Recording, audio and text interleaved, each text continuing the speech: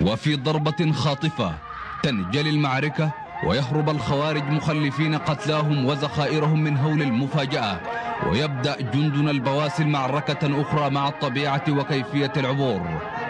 والمعركة هي معركة إيمان ويقين، وهي ملحمة رائعة. فبعد إعداد القوة المستطاعة يأتي التوكل على الله، تأخذ القيادة بالأسباب، ويبدأ المهندسون تنفيذ خطة العبور وتجهز القاعدة للكبر من جذوع الأشجار.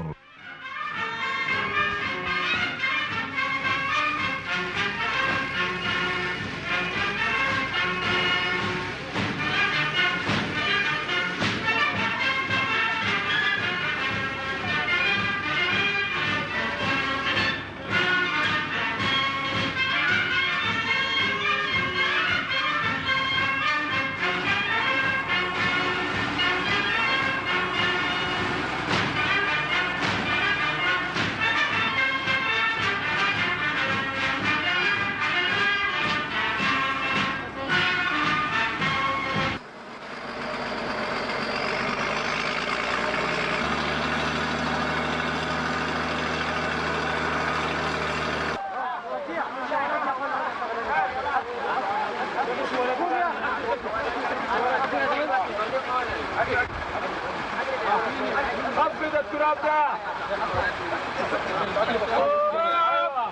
ما ينوم ما ينوم.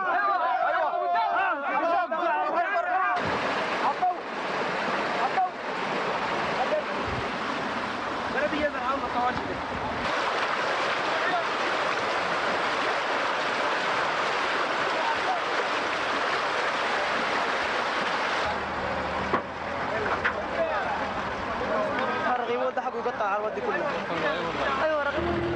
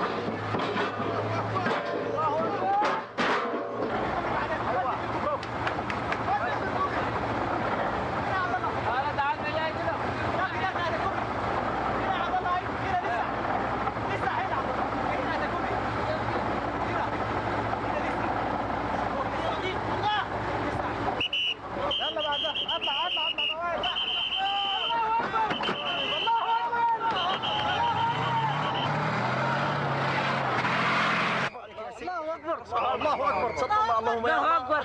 عبادك يا الله. ناصر يا الله. ناصر يا الله. ناصر يا الله.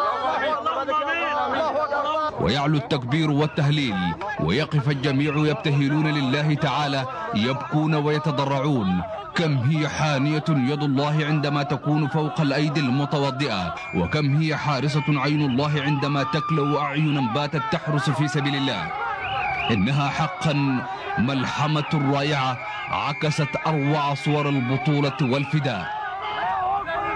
بدأ التحرك من جديد في طريق يي مربو، ونصر الله العزيز يحدو ركاب المجاهدين من أبناء